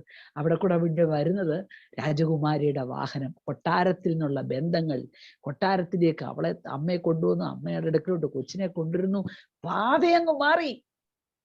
രാത്രി നിന്റെ കണ്ണുനീരിന്റെ പാതകളെ രാജപാതകളാക്കാൻ ദൈവത്തിനൊരു സമയം മതി കേട്ടോ. ആ പ്രോസസ് ഓഫ് ടൈമിലാണ് നിങ്ങളും ഞാനും. ആ പാതയെ മാറ്റുന്ന പ്രോസസ് ഓഫ് ടൈം. വിശ്വസിക്ക്, വിശ്വസിക്ക്. ഇന്ന് നിങ്ങൾ കാണുന്ന വേദനകളെ മാറ്റി ഒരു ദൈവത്തിന്റെ പദ്ധതിയിലേക്ക് നിങ്ങളെയും നിങ്ങളുടെ കുടുംബത്തെയും എത്തിക്കുന്ന മാന്യമായ ഒരു സമയത്തേക്ക് ദൈവം കൊണ്ടുവരിക. ഇന്നത്തെ കഷ്ടതകൾ കണ്ട് നിങ്ങൾ ദൈവത്തെ പിറുപിറുത്തുകയും കുറ്റപ്പെടുത്തുകയും ചെയ്യരുത്. പരിശുദ്ധാത്മാവ് നിങ്ങളെ ആക്കിയിരിക്കുന്ന ആ അനുഭവങ്ങളെ നിങ്ങൾ തിരിച്ചറിഞ്ഞുകൊണ്ട് ഉറപ്പോടെ ധൈര്യത്തോടെ നിൽക്ക്. നിങ്ങളുടെ സ്ഥിതി മാറ്റും. ദൈവത്തിന് മാത്രമേ അത് മാറ്റാൻ പറ്റുള്ളൂ. ലോകത്തിലെ ആരൊക്കെ വിചാരിച്ചാലും നിങ്ങളുടെ സ്ഥിതി ചേഞ്ച് ചെയ്യാൻ പറ്റത്തില്ല. പക്ഷെ തമ്പുരാൻ വിചാരിച്ചാൽ സെക്കൻഡുകൾക്കുള്ളിൽ പാതയുടെ സ്വഭാവം മാറും. ഇപ്പൊ അതിലെ ചുമ്മാ കാളവണ്ടിയൊന്നും അല്ല വരുന്നത്. ഇപ്പൊ വരുന്നത് രാജാവിന്റെ വണ്ടിയാ, രാജകുമാരിയുടെ വണ്ടിയാ. അവിടുന്ന് വേണ്ട കാര്യം. പിന്നെ ആ വീടിന് വല്ല കുഴപ്പമുണ്ട്? ഇത്രയും 3 മാസം ഈ കൊച്ചിനെ ഞെക്കി പിടിച്ചോണ്ട് എന്തും മാത്രം വേദന എടുത്തു. അപ്പൻ വൈകിട്ട് വരിക, ഫോണില്ലല്ലോ. അന്നത്തെ പോലെ ഫോണൊന്നുമില്ല. എൻ്റെ കൊച്ചിനെ കൊണ്ടിട്ടിട്ട് എൻ്റെ ഭാര്യയും കുഞ്ഞും വിഷമിച്ച് കാണും. വേദനയോടെ വരുമ്പോ വീടിന്റെ സ്ഥിതി മാറിയെന്ന് പ്രാർത്ഥിക്കുന്ന അപ്പൻ വീടിന്റെ സ്ഥിതി മാറിയത് കാണാൻ പോകും. നെഞ്ചു പൊട്ടി ജോലി ചെയ്യുമ്പോൾ മിസ്രൈമിലെ അടിമത്തത്തിൽ പണി ചെയ്യുന്ന മനുഷ്യൻ വന്നപ്പോൾ വീടിന്റെ സ്ഥിതി മാറി. ആൾക്കാരുണ്ട്, വളരെ ആൾക്കാർ കൂടിയിരിക്കുന്നു, ഒന്നും മനസ്സിലാകുന്നില്ല. അവരുടെ വീട്ടിലെത്തിയപ്പോഴാണ് ദൈവത്തിന്റെ പ്രോസസ്സിന്റെ അവസാനത്തിലേക്ക് വന്നത്. ദൈവം അനുഗ്രഹിക്കട്ടെ. ഞാൻ പറയാൻ വന്നത്, അപ്പൊ ഈ കൊട്ടാരത്തിൽ പിന്നെ വളർച്ചയായി. വളർന്നു വരുമ്പം മോശയുടെ അകത്ത് ഒരഹങ്കാരവും കൂടെ കയറി കാണും. ഞാൻ ആരാന്നറിയാമോ? പക്ഷെ ഞാൻ ഇവിടെ വന്നു ദൈവത്തിന്റെ കരുണയാലാണെന്നൊക്കെ അമ്മ പറഞ്ഞു കൊടുത്തെങ്കിലും അല്പം ഒരു നികളമൊക്കെ കയറി കാണും. അതൊന്ന് കളയണമെങ്കിൽ ഇവൻ ഇവിടുന്ന് അടുത്ത പ്രോസസ്സിക്ക. ഒറ്റയടിക്ക് ഒരാളെ തല്ലിക്കൊന്ന് ശവമടക്കി. ഞാൻ ആ മനുഷ്യനെ കൈ നിന്ന് കിട്ടിയെങ്കിൽ ഒരു അഭിനന്ദനം കൂടുതൽ പറഞ്ഞേനെ. കാരണം നമ്മള് ഒരാളെ ശവമടക്കാൻ എത്ര ആശംസ പറയണമെന്ന്.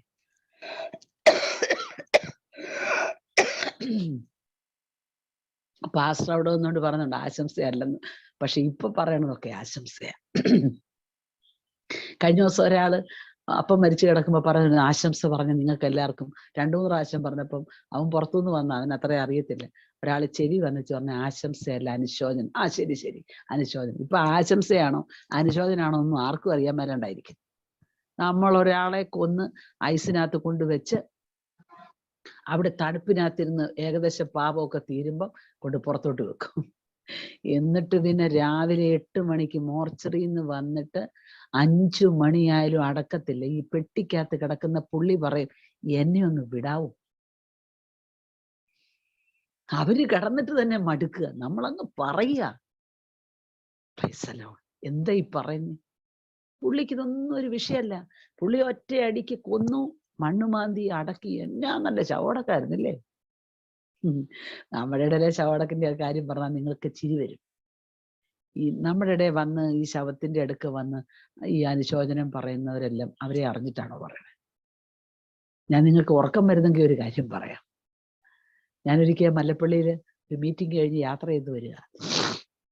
ഒരമ്മ എന്നെ ഡ്രൈവ് ചെയ്ത് കൊണ്ടുപോവാ. അപ്പൊ പോരുന്ന വഴിക്ക് പറഞ്ഞു, ഷീല ഞാൻ 1 മിനിറ്റ് അവിടെ നിന്ന് കയറി ആ ശവം ഒന്ന് കണ്ടേച്ച് വരട്ടെ. നമ്മുടെ സെൻട്രലിലെ ഒരു അച്ചാനാ. ഓക്കെ, അമ്മാമ്മ അങ്ങ് കയറി വെച്ച് പെട്ടെന്ന് അമ്മാമ്മ തിരിച്ചു വന്നിച്ച് പറഞ്ഞു, ഷീല എല്ലാവരും അറിയുന്നതല്ലേ, ഷീലയും കൂടെ കയറാൻ പറഞ്ഞു. ഈ തിരക്കിനിടയ്ക്ക് ഇതാരാ മരിച്ചതെന്നും ചോദിച്ചില്ല, ആണാണോ പെണ്ണാണോ എന്നും ഞാൻ ചോദിച്ചില്ല. ഞാൻ വേഗം അമ്മമ്മയുടെ കൂടെ ശവം കാണാൻ കയറിയ വഴിക്ക് എൻ്റെ തല കണ്ടപ്പം ജീഡിയ ദേവദാസൻ പറഞ്ഞു, കർത്താവിന്റെ ദാസ് ഷീലാദാസ് വന്നിട്ടുണ്ട് 1 മിനിറ്റ്. എൻ്റെ നെഞ്ചിനകത്തൂടെ ഒരു വാള് കയറിപ്പോയി. കാരണം ഞാൻ ഈ ധൃതിക്കിടയ്ക്ക് ചോദിച്ചില്ല കിടക്കുന്നത് ആണാണോ പെണ്ണാണോ എന്ന് പോലും ചോദിച്ചില്ല. എനിക്ക് ആരാന്ന് പോലും അറിയില്ല. വല്ല കാര്യമുണ്ടോ നമ്മളെ കൊണ്ട് പറയിപ്പിക്കണം? പക്ഷെ അങ്ങ് പറയുക, വരുന്നവരെല്ലാം അങ്ങ് പറയുക. ഇതൊക്കെ ഒത്തിരി സിസ്റ്റം മാറ്റാനുണ്ട്. അതൊക്കെ ഇപ്പം മാറ്റാൻ പോയ പ്രിൻസിപ്പാസ്റ്റർ എന്നെ കൊന്നുകളയും. അതുകൊണ്ട് വേണ്ട. അപ്പോ നമ്മുടെ ഇടയിൽ ഈ ചുമ്മാ ആവശ്യമില്ലാത്ത പരിഷ്കാരങ്ങൾ കയറി ദൈവകൃപ നാട്ടുകാരൂടെ നമ്മളെ ഇപ്പൊ വെറുക്കാൻ തുടങ്ങി. പോട്ടെ. അപ്പൊ ഈ അകത്ത് കയറിയ ആ ചെറിയ അഹങ്കാരം ഒന്ന് പോണമെങ്കിൽ നീ പൊക്കോളാൻ പറഞ്ഞു. എങ്ങോട്ട്? അനുസരണയില്ലാത്ത ആടിന്റെ കൂടെ. 40 വർഷം അനുസരണം കെട്ട ആടിന്റെ കൂടെ നടന്നപ്പം എല്ലാ നെകളവും പോയി, എല്ലാ അഹങ്കാരവും പോയി. തമ്പുരാന് മനസ്സിലായി ഇനി ഇവൻ ഒറ്റയാടിനെ പോലും കൊന്നിട്ടില്ല. അവിടെ മിസ്രൈമിനെ തല്ലിക്കൊന്നു, പക്ഷെ ഇവിടെ 40 വർഷം ഒരാടിനെ പോലും ഇവൻ കൊന്നിട്ടില്ല. അപ്പൊ ഇവൻ ഓക്കെ ആയി. അപ്പോഴാണ് അനുസരണം കെട്ട ജനത്തെ കയ്യിലേക്ക് എടുക്കുന്നു. പ്രിയമുള്ളവരെ, ഇതാണ് പ്രോസസ് ഓഫ് ടൈം. മോശയെ ഭൂതലത്തിലുള്ള സകല മനുഷ്യരെക്കാളും അതിസൗമ്യനാക്കുവാനുള്ള പ്രോസസ് ഓഫ് ടൈം വളരെ വലുതായിരുന്നു. എത്രയാണ്? അബ്രഹാമിനോട് യാഗം കഴിച്ചപ്പോൾ ദൈവം പറഞ്ഞു, നിന്റെ സന്തതി സ്വന്തമല്ലാത്ത ദേശത്ത് 400 വർഷം അവരെ സേവിക്കും. അതെ, 400 വർഷം. എത്ര വർഷം കഴിഞ്ഞ് അവരെ വിടുവിച്ചത്? 430 വർഷം. മോശയുടെ പ്രോസസ് ഓഫ് ടൈം നീണ്ടുപോയത് കൊണ്ട് 30 വർഷവും കൂടെ ഇസ്രായേൽ ജനം അടിമത്തം അനുഭവിക്കേണ്ടി വന്നു. മനസ്സിലായോ? മോശ നന്നായെങ്കിൽ, കുറച്ചുകൂടെ നേരത്തെ ശരിയായെങ്കിൽ 400 സംവത്സരമായപ്പോ പുറത്തു വരേണ്ടതാണ്. ഇന്ന് രാത്രി ഞാനൊരു ദൂത് പറയാം. ദൈവം ഉപയോഗിക്കേണ്ട അഭിഷിക്തൻ ക്രമീകരിക്കപ്പെട്ടില്ലെങ്കിൽ ജനം മുഴുവൻ വേദന സഹിക്കേണ്ടി വരും. ദൈവത്തിന്റെ കയ്യിൽ അവൈലബിൾ ആകേണ്ട നിങ്ങൾ അതിനുവേണ്ടി നിന്നു കൊടുക്കുന്നില്ലെങ്കിൽ നിങ്ങൾ മുഖാന്തരം നിങ്ങളെ കാത്തിരിക്കുന്ന ഒരു കൂട്ടം ജനം വേദനിക്കേണ്ടി വരും. 400 കഴിഞ്ഞപ്പോ അറിയാവുന്നവരൊക്കെ ദൈവത്തോട് ചോദിച്ചു കാണും, കർത്താവേ, നീ പറഞ്ഞ 400 എന്നല്ലേ, 410 420 430 428 20. ദൈവം മിണ്ടണില്ല. ചില പ്രാർത്ഥനയുടെ മറുപടി ദൈവം മിണ്ടത്തില്ല. ഒരു പ്രവാചകന്റെയും കൈ കൊടുക്കത്തില്ല. എന്തുകൊണ്ടാ? റെഡിയാകേണ്ടവൻ റെഡിയാകാതെ മറുപടി കൊടുത്തിട്ട് എന്നാ കാര്യം? ആ 30 വർഷം വെയിറ്റ് ചെയ്യേണ്ടി വന്നു. And it came to pass in process of time. ആ പ്രോസസ് ഓഫ് ടൈം കഴിഞ്ഞപ്പോൾ മിസ്രൈമിലെ രാജാവ് മരിച്ചു.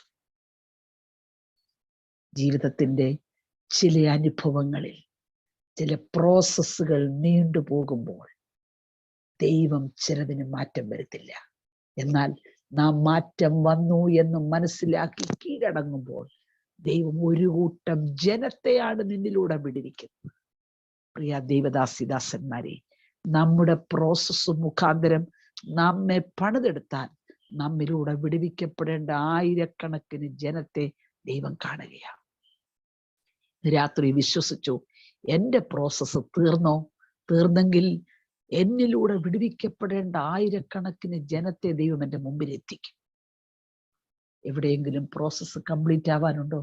അതിനുവേണ്ടി ദൈവം ഉപയോഗിക്കുന്ന ആയുധങ്ങളോട് പിണങ്ങരുതെന്ന് ഞാൻ പറഞ്ഞല്ലോ.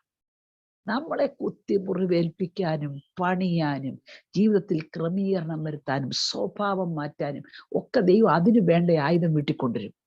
മരുമകളെ, നല്ലൊരു മരുമകൾക്ക് വേണ്ടി, അവിടെ അങ്ങനെ മരുമക്കളൊന്നും ഇല്ലെന്ന് ധൈര്യമായിട്ട് വിശ്വസിച്ചുകൊണ്ട് പറയാ, നല്ലൊരു മരുമകളെ കിട്ടാൻ പ്രാർത്ഥിച്ചു. കിട്ടിയത് നല്ല പൂരം വഴക്കുണ്ടാക്കുന്ന സാധനമാണ്.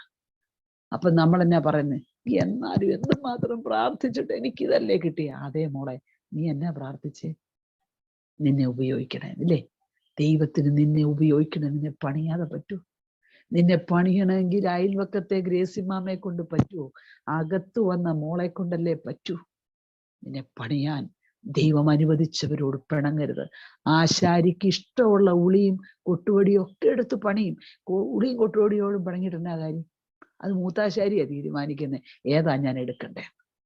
ദൈവം ഉപയോഗിക്കുന്നവരെ ഏതെല്ലാം നിലയിലാ. ചിലരെ പണിയാൻ ഭാര്യ മതി, ചിലരെ പണിയാൻ ഭർത്താവ് മതി. ആത്മീയ ഗോളത്തിൽ പ്രോസസ്സിലൂടെ പോകാൻ ഇഷ്ടമില്ലാത്തവർ മറുത്തു മത്സരിച്ച് നിൽക്കുക. ദൈവം ചോദിക്കുന്നു, നീ ആരാ നിനക്കറിയാവോ? നിന്നെ കൊണ്ടുള്ള എൻ്റെ ഉദ്ദേശം എന്നാ നിനക്കറിയാമോ? നിന്റെ ദൗത്യം നിനക്ക് മനസ്സിലാകുന്നുണ്ടോ? നീ കഴിഞ്ഞ കാലങ്ങളിൽ കണ്ട ദർശനത്തിലേക്ക് നീ എത്തിയിട്ടുണ്ടോ? ഇന്ന് രാത്രി ഈ മെസ്സേജ് കേൾക്കുമ്പോൾ തമാശക്കല്ല ഞാൻ പറയുന്നത്. ദൈവം നിങ്ങളുടെ ഹൃദയത്തിൽ ആഴത്തിൽ ഇട്ട ഒരു ദർശനത്തിന്റെ പൂർത്തീകരണത്തിന്റെ സമയം കഴിഞ്ഞു. പക്ഷെ നിങ്ങൾ അവൈലബിൾ അല്ല. നിങ്ങൾ ആ പ്രോസസ്സ് കംപ്ലീറ്റ് ചെയ്തിട്ടില്ല. ദൈവം നിങ്ങളെ ഓർത്ത് ദുഃഖിക്കുക. Praise the Lord. 1-2 പേരുടെ കാര്യം കൂടെ പറഞ്ഞിട്ട് ഞാൻ നിർത്താം. ഈ പ്രോസസ് ഓഫ് ടൈമിൽ നമുക്ക് തന്നെ സംശയം തോന്നും. വേദപുസ്തകം ശരിയാക്കിയെടുക്കാൻ അല്ലെങ്കിൽ ട്രാൻസ്ലേറ്റ് ചെയ്തെടുക്കാൻ വില്യം കേറി എന്ന ദേവദാസൻ വന്നതാണ്. വളരെ കൂടിയ വേദനയെ കൂടെ അദ്ദേഹം പോയി, അല്ലേ? കുഞ്ഞു മരിച്ചു. സ്വന്തം കൈ കൊണ്ട് മണ്ണ് കുഴിച്ച കുഞ്ഞിനെ കുഴിച്ചിട്ടു. അത് കണ്ടു നിന്ന ഭാര്യ ഭ്രാന്തിയായി. അത് തൻ്റെ കൂട്ടുകാരെല്ലാം കൂടെ ചേർന്ന് ഇംഗ്ലണ്ടിൽ നിന്ന് ഒരു മിഷൻ കൊണ്ട്, അച്ചടി മിഷൻ കൊണ്ട് കൊടുത്തു. താൻ അതിനകത്തെല്ലാം വേദപുസ്തകം ട്രാൻസ്ലേറ്റ് ചെയ്തുകൊണ്ടിരിക്കുക. ഒരു ദിവസം ഹൗസ് വിസിറ്റിങ്ങിന് പോയിട്ട് വന്നപ്പോൾ മുഴുവൻ കത്തിക്കിടക്കുക. ആ മനുഷ്യൻ ദൈവത്തോട് ചോദിച്ചു, വാസ്തവത്തിൽ നീ എന്നെ അയച്ചതാണോ? നീ എന്നെ അയച്ചതാണോ?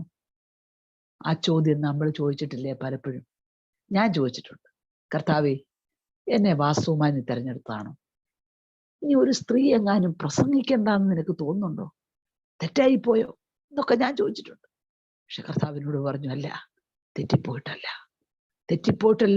കുറച്ചും കൂടെ നിന്നെ മൂർച്ചയുള്ളവളാക്കാൻ, നിന്നെ കുറച്ചും കൂടെ പ്രയോജനമുള്ളവളാക്കാൻ, നീ പറയുന്ന വാക്കിനകത്തൊരു അഭിഷേകം ചലിപ്പിക്കാൻ, അന്ധകാര ശക്തികൾ നിന്റെ ശബ്ദം കേൾക്കുമ്പോൾ ഭയന്നു മാറാൻ, അസാധാരണമായ ദൈവിക അനുഭവങ്ങൾ ജീവിതത്തിൽ തരാൻ ദൈവം ചിലപ്പോൾ നമുക്ക് മനസ്സിലാകാത്ത പ്രോസസ്സിലൂടെ കടത്തിവിടും കേട്ടോ.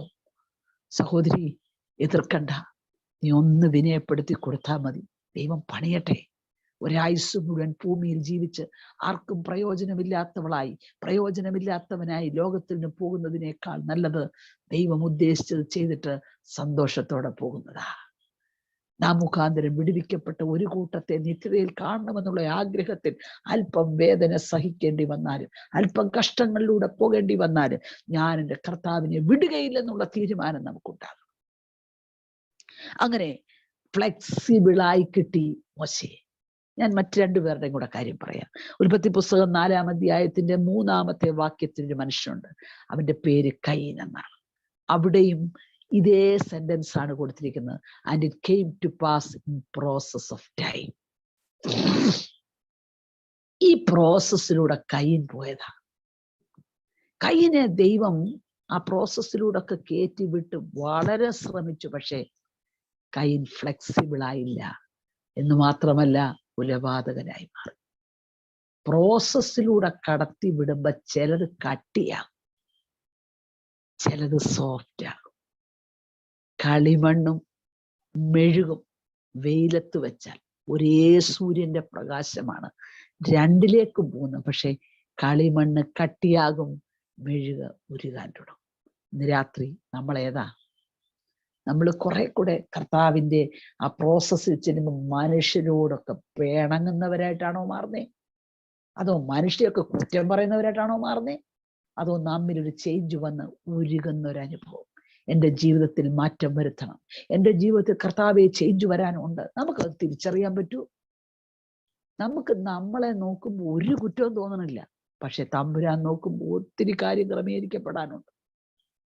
നമ്മൾ വലിയ 7-ാം കുറ്റിയെ തട്ടി വീണ പാപമൊന്നും ചെയ്യുന്നവരല്ല. പക്ഷേ ദൈവത്തിന്റെ പണിശാലയിൽ പണിത് പുറത്തു കൊണ്ടുവന്നിട്ടും ഒരു മാറ്റം വരുന്നില്ലെങ്കിൽ ദൈവം പിന്നെ ഉപയോഗിക്കില്ല. ഞാൻ വളരെ ഭയത്തോടെയാണിത് പറയുന്നത്. പ്രിയമുള്ളവരെ, നമ്മളെ കുറച്ചുകൂടെ ഫ്ലെക്സിബിൾ ആക്കിയാലേ ദൈവത്തിന് ഉപയോഗിക്കാൻ പറ്റുള്ളൂ. കയീനോട് ദൈവം സംസാരിച്ച ദൈവശബ്ദത്തിന്റെ മുൻപിൽ അവൻ മറുതലിച്ചു നിന്നു. അവൻ ഫ്ലെക്സിബിൾ ആയില്ല. അവന്റെ പിടിവാശികൾ അവൻ വിട്ടില്ല. എന്ത് സംഭവിച്ചു? ദൈവത്തിന് വേണ്ടി വിശ്വസ്തയോടെ നിന്ന തന്റെ കൂടപ്പിറപ്പിനെ കൊല്ലാനും മടിച്ചില്ല. ദൈവസഭയ്ക്കകത്ത് ദൈവം തന്നിരിക്കുന്ന കൂട്ടുവിശ്വാസികളെ നാവുകൊണ്ട് വേദനിപ്പിക്കരുത്. നമ്മുടെ വാക്കിനകത്തൊരു തുള്ളൽ നടക്കണം. മറിയയും എലിസബത്തും എത്ര പ്രാവശ്യം നേരത്തെ കണ്ടിട്ടുണ്ടെന്നറിയാവോ? ചാർച്ചക്കാരാ. പല പ്രാവശ്യം അവർ തമ്മിൽ കണ്ടിട്ടുണ്ട്. പക്ഷേ ഈ പ്രാവശ്യത്തെ കാഴ്ചയില് സംഗതി മാറി. എന്താ? അകത്ത് കിടക്കുന്ന യേശുവിനെയും കൊണ്ടാ ചെന്നേ. ഇന്നലെ വരെ നീ കണ്ട പലരിലും വ്യത്യാസം വരാത്തതിന്റെ കാരണം യേശു നിന്റെ അകത്ത് വന്നിട്ടില്ലായിരുന്നു. എന്നാൽ യേശു അകത്ത് വന്ന് നീ ചെല്ലുമ്പോൾ അപ്പുറത്തിരിക്കുന്നത് അകത്ത് കിടന്ന് തുള്ളും. മനസ്സിലാകുന്നുണ്ടോ? ചിലതിനെ തുള്ളിക്കാൻ എന്ന് പറഞ്ഞാൽ ചിലതിൻ്റെ അകത്തൊരു ചലനമുണ്ടാക്കാൻ നീ വഹിക്കുന്ന യേശുവിന് പറ്റും. പക്ഷെ നീ ഒന്ന് ഫ്ലെക്സിബിൾ ആയില്ലെങ്കിലും. കയ്യിൽ ഫ്ലെക്സിബിൾ ആകാൻ ഇതുകൊണ്ട് കൊലപാതകയായി മാറി. അങ്ങനെയാണെങ്കിൽ നമ്മിൽ ഒന്ന് ഫ്ലെക്സിബിൾ ആകാൻ നമുക്ക് ഏൽപ്പിച്ചു കൊടുക്കാം. 3-ാമത്തെ ഒരാളിന്റെയും കൂടെ കാര്യം ഞാൻ പറഞ്ഞ് നിർത്താം. ന്യായാധിപന്മാരുടെ പുസ്തകം 11-ാം അധ്യായത്തിൽ ഒരു മനുഷ്യനുണ്ട്, ഇഫ്താഹ്. അവിടുത്തെ പാരഗ്രാഫും ഇങ്ങനെയാണ്, and it came to pass in process of time. എന്തായിരുന്നു പ്രോസസ്സ്? ചെയ്യാത്ത തെറ്റിന് വേണ്ടി താൻ സഹിക്കുക, കഷ്ടം സഹിക്കുക, സഹോദരങ്ങളുടെ നടുവിൽ തന്നെ അപമാനം സഹിക്കുക, വേദന സഹിക്കുക. തന്നെ അവർ ആട്ടി ഓടിച്ചു. പക്ഷേ ആട്ടി ഓടിക്കപ്പെട്ടിട്ടും അവന്റെ ദർശനം അവന്റെ അകത്ത് ചലിച്ചു.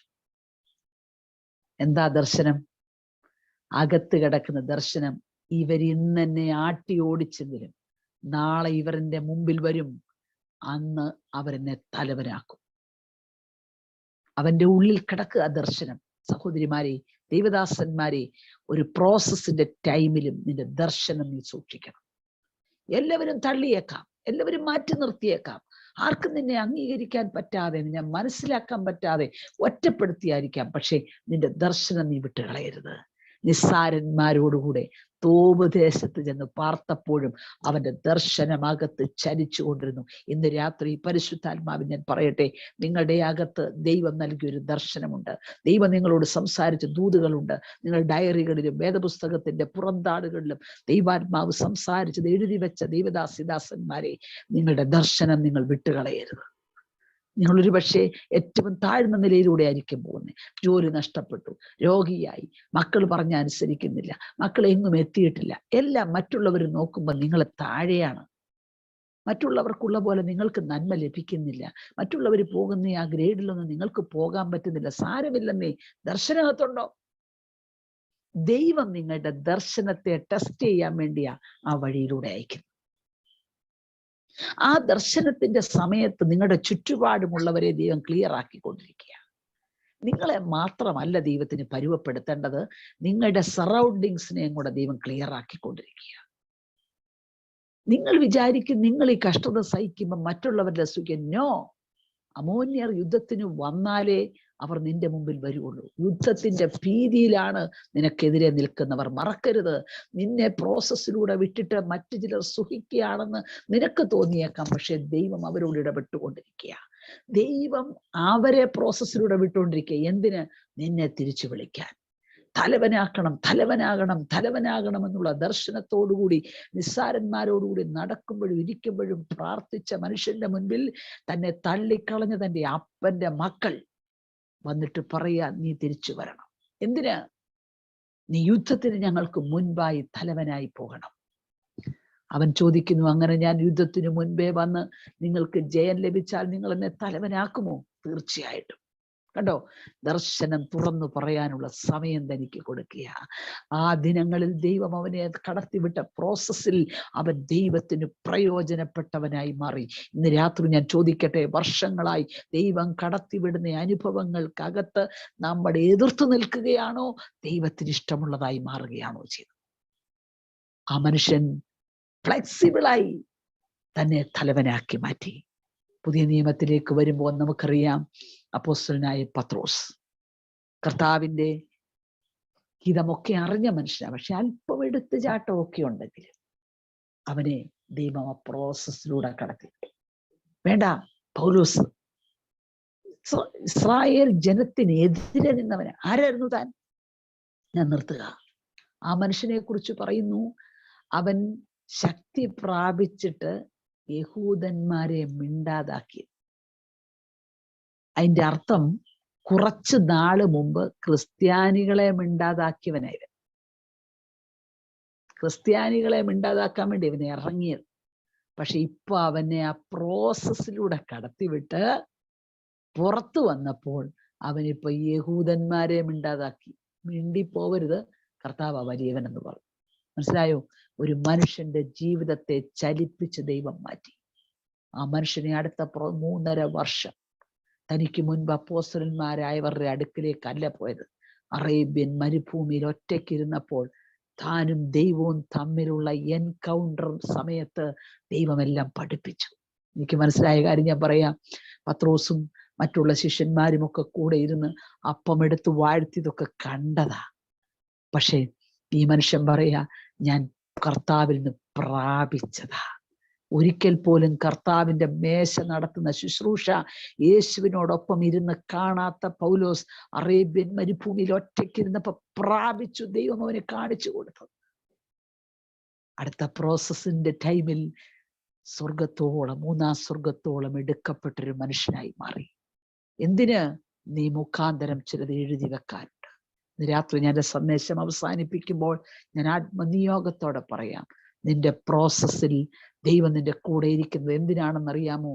തലമുറ തലമുറയായി ദൈവസഭ മുൻപോട്ട് പോകേണ്ട ചലനങ്ങൾ വെളിപ്പെടുത്തിയ 14 ലേഖനങ്ങൾ നിന്റെ തൂലികയിൽ നിന്ന് പുറത്തു വരണം. അതിനുള്ള ഏറ്റവും നല്ല സ്ഥലം കാരാഗ്രഹമാണെന്ന് ദൈവത്തിനറിയാം. നമുക്കിഷ്ടമല്ല കാരാഗ്രഹത്തിന്റെ പ്രോസസ്. പക്ഷേ റോമിലെ കാരാഗ്രഹത്തിലെത്തിയില്ലായിരുന്നെങ്കിൽ ഈ വേദപുസ്തകത്തിലെ പലതും നമുക്ക് കിട്ടത്തില്ലായിരുന്നു. ചില പ്രോസസ്സുകൾ കാരാഗ്രഹത്തിലായിരിക്കും. നിനക്കും നിന്റെ തലമുറയ്ക്കും നൽകുന്ന ജീവിതത്തിന്റെ അനുഭവങ്ങൾ വരും തലമുറയ്ക്ക് പ്രയോജനമാകത്തക്ക നിലയിൽ ദൈവം കടത്തിവിടുന്ന പ്രോസസ്സിൽ തിരിഞ്ഞു നിന്ന് കുറ്റം പറയാതെ സബ്മിറ്റ് ചെയ്യാൻ തയ്യാറായാൽ തലമുറയ്ക്ക് പ്രയോജനമുള്ള ചിലത് പുറത്തു വരും. ഇന്ന് രാത്രി നമുക്കൊന്ന് സമർപ്പിക്കാം.